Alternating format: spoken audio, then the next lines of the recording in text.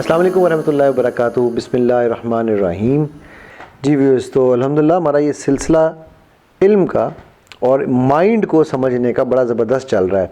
आज मैंने सोचा कि मैं आपको थोड़ा सा कुछ और ये भी बताऊं कि माइंड जो है वो तो जो काम इंफॉर्मेशन प्रोसेसिंग का, माइंड की इंफॉर्मेशन प्रोसेसिंग है वो कैसे हो रही होती है। जैसा कि मैंने पहले भी आपको एक वीडियो में बताया कि अल्लाह सुब्हानहू तआला ने हमें 5 हवास दिए हैं जिन्हें हम हवास खमसा भी कहते हैं। कुछ लोग ऐसे होते हैं जो देख के चीज़ों को समझते हैं, उनका माइंड देखने से प्रोसेस करता है। इनको हम, आपको स्क्रीन पर नज़र आ भी रहा होगा, इनको हम कहते हैं विजुअल्स। ये लोग विजुअल लोग होते हैं जिनको जब तक कोई चीज़ दिखाई ना जाए, मसलन अगर मैं, जो विजुअल लोग होंगे, अगर मैं उनको कहूँ कि जी मैं आपको एक पेन के बारे में बताऊँ, आप उस पेन को जान लेंगे, बहुत अच्छा पेन है, तो शायद वो कभी भी इनको समझ ही ना आए कि मैं क्या बात कर रहा हूँ। उनको ऐसे लगे जैसे मैं उनके साथ पश्तो बोल रहा हूँ। लेकिन मैं अगर कहूँ जी ये पेन मैं आपको दिखा रहा हूँ, वो बाय द वे पश्तो उनके लिए जिनको पश्तो नहीं आती, ठीक है। ये पेन मैं आपको दिखा रहा हूँ, इस पेन को देखें ये कितना अच्छा पेन है।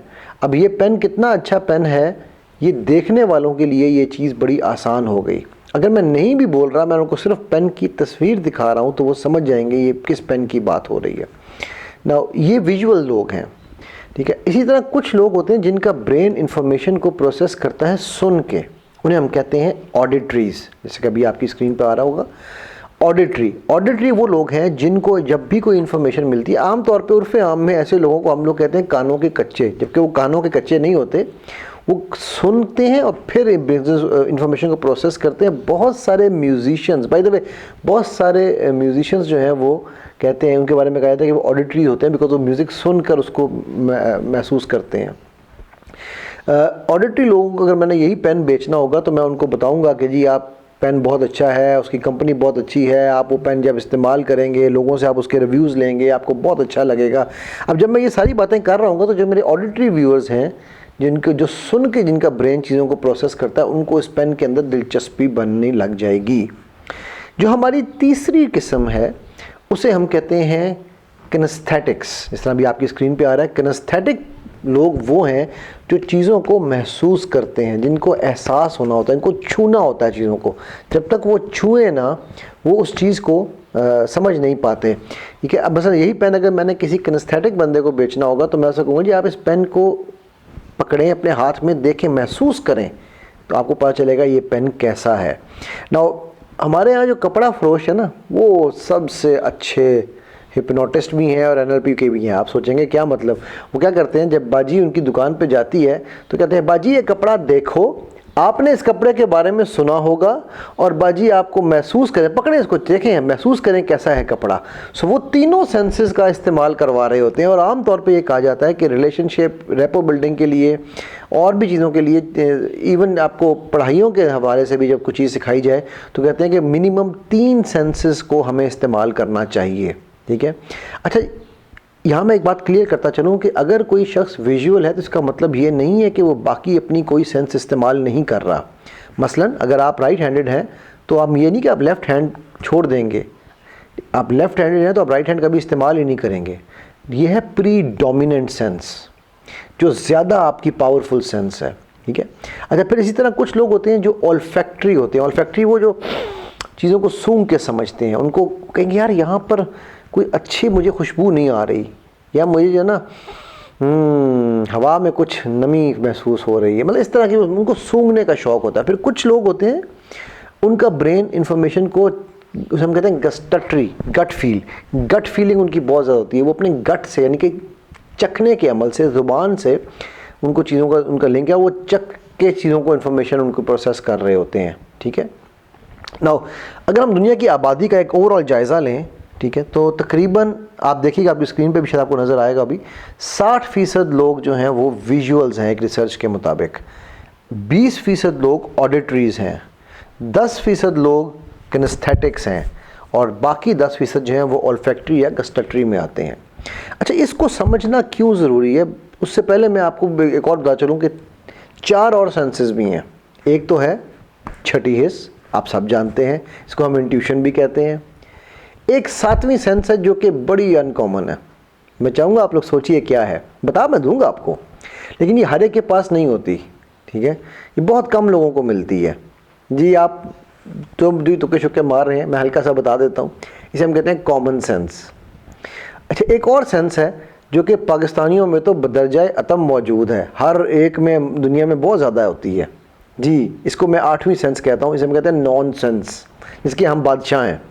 और ये जब मैं पढ़ा रहा था एक दफ़ा, तो एक बैंक की एक ट्रेनिंग थी, तो वहाँ एक खातून आई हुई थी, एक बुनेर एक जगह KPK में, वहाँ से, तो कहने लगी खो सर इसमें एक 9th सेंस भी ऐड करें। मैंने कहा यार वो कौन सी?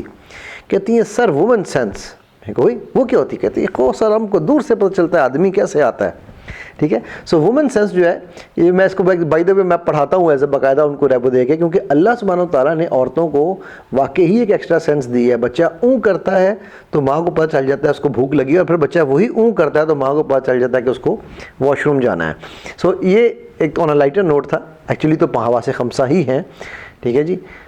सो इनकी इम्पोर्टेंस क्या है वो समझना बड़ा ज़रूरी है।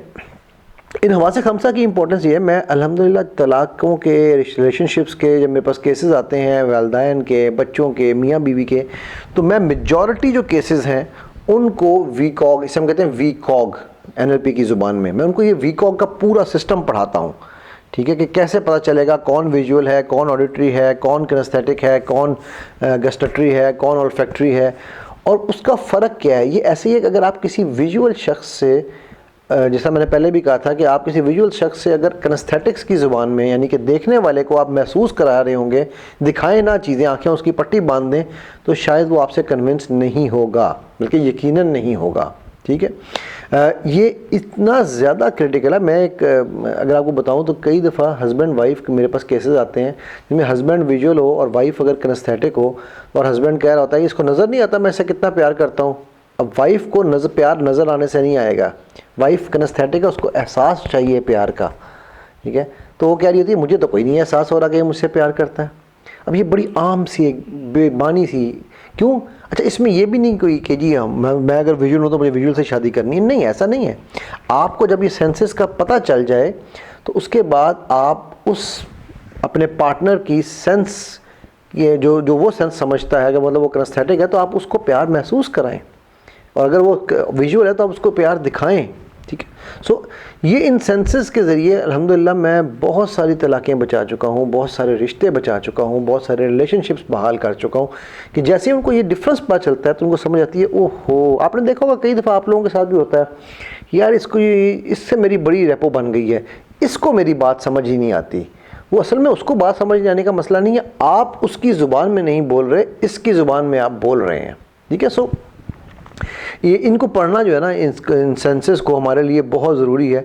अनफॉर्चुनेटली ये जो मैं आपको जो चीज़ें बता रहा हूँ, बाय द वे इसको पूरे हमारे पास पूरे टेस्ट हैं, हर टेस्ट के ज़रिए इसको हम देख सकते हैं, इसके कई तरीके कार हैं जानने के।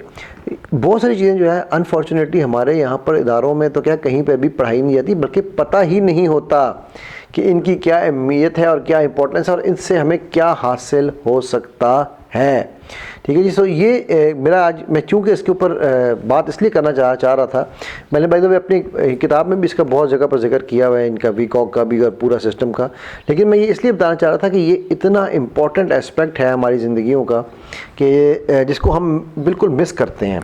मैं यहाँ पर एक छोटी सी चीज़ आपके सामने पढ़ना चाहूँगा, एक ऐनक लगा लूँ। ठीक है, कि हमारा जो ब्रेन है ना उसके दो हिस्से हैं मेन, एक लॉजिकल ब्रेन है और दूसरा इमेजिनेटिव ब्रेन या रेप्टाइल ब्रेन उसे कहते हैं। ठीक है, और भी नाम है बट मैं बेसिक दो नाम आपको बता रहा हूँ।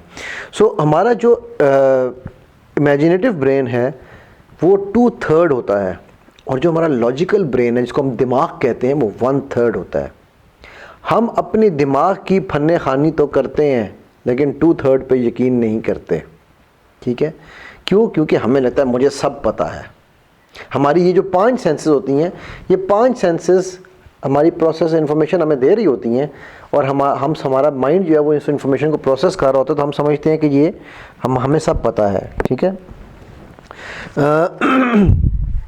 यहाँ पर मैं एक और भी चीज़ आपको बता चलूँ कि जब आपकी इन्फॉर्मेशन माइंड में जाती है ना, तो माइंड में वो इन्फॉर्मेशन वर्ड्स में नहीं जा रही होती, वो इमेजेस बनाता है माइंड, पिक्चर्स बनाता है। चलिए एक गेम खेलते हैं, आप मेरे साथ साथ ये कीजिएगा। मैं चाहूँगा कि अभी आप लोग जहाँ जहाँ बैठे हैं अगर घर में है तो दफ्तर इमेजिन कर लीजिएगा, अगर दफ्तर में है तो घर को इमेजिन कर लीजिएगा, या जहाँ भी हो आप अपनी आंखें बंद करें। अगर ड्राइव कर रहे हैं तब नहीं, ड्राइव करके आंखें बंद की तो भाई मुझे भी मरवाएंगे और ख़ुद भी मरेंगे, ठीक है। सो आप जब भी कहीं बैठे तसल्ली से आंखें बंद करके आप लेट्स से अगर आप दफ्तर और आपके घर में कम से कम भी 10 मिनट का फासला तो होगा ही, 5 मिनट का तो होगा यार, कुछ नहीं तो 1 मिनट का तो होगा ही होगा ना, ठीक है। इससे कम तो नहीं हो, सीढ़ियाँ उतरने में भी 1 मिनट लग जाता है, क्योंकि दफ्तर घरों में ही होते हैं ना, ठीक है। या किसी और के घर का तख़य्युल कीजिएगा, तख़य्युल में रहिएगा उस ऐसे घर का जहाँ पे आपको पता हो कि किचन कहाँ है। तो आंखें बंद करके आपने सोचना है कि अपने घर के किचन में जाना है। मैं ये अज्यूम कर रहा हूँ कि आप दफ्तर में बैठे हुए हैं या स्कूल में, यूनिवर्सिटी में, कॉलेज में सुन रहे हैं, तो आपने आंखें बंद करनी है और अपने घर के किचन में जाना है और किचन में जाकर फ्रिज खोलना है और फ्रिज के अंदर से एक लेमन निकालना है। लेमन है, ये नहीं कहना कि नहीं है, लेमन है, ठीक है। अब इस लेमन को आपने अपने आंखें बंद करके हाथ से यूँ फिजिकली हाथ उठा के सूंघना है और उसके बाद उसको नीचे रख के इमेजिनरी छुरी के साथ अपने हाथ माइंड से ही उसको काटना है। काट के फिर उस लेमन को, कटे हुए लेमन को दोबारा अपने नाक के करीब लाकर सूंघते हुए अपनी ज़ुबान पे निचोड़ लेना है। जैसे ही आप उसको ज़ुबान पे निचोड़ेंगे आपको किसी के मुंह में पानी, मेरे ऑलरेडी मुंह में पानी आ चुका है बाय द वे, किसी के मुंह में पानी आएगा, किसी को यूँ करेगा, किसी को खट्टा लगेगा। अब ये क्या था, जो हमारा ब्रेन है ना, इन ब्रेन के अंदर की जो डोमेन है, उस डोमेन में स्पेस और टाइम, इन दो चीज़ों की बड़ी सख्त ज़रूरत होती है कि हमने कितना फ़ासला तय किया और कितने वक्त में तय किया। जबकि आपने बैठे बैठे यूँ मिली सेकेंड्स के अंदर अंदर आप अपने घर भी चले गए, आपने फ्रिज भी खोला, आपने लेमन भी निकाला, आपने सारे प्रोसेसेस कर लिए। सो माइंड की डोमेन में स्पेस और टाइम मैटर नहीं करते, ठीक है। ये बात बड़ी इंपॉर्टेंट है समझने वाली। अब चूंकि स्पेस और टाइम मैटर नहीं करते तो आप कहीं पर भी किधर भी पहुंच सकते हैं। Mind is link to your energy world, ठीक है जी। सो आपका जो लिमो वाला जो अमल हुआ, जो मैं आपसे पहले भी कह रहा था ना कि mind does not differentiate between fiction and reality, वो मैं इसीलिए कह रहा था कि आपने ना तो लेमन था, ना आप मेरे घर में गए, अपने ही घर में गए, अपनी पसंदीदा जगह पे गए, और तो आपने अपने माइंड को टोटल झूठ बोला और माइंड ने उन सबको सच समझा, ठीक है। सो इसलिए माइंड के साथ सच बोलने की आदत डालें, झूठ नहीं, ठीक है।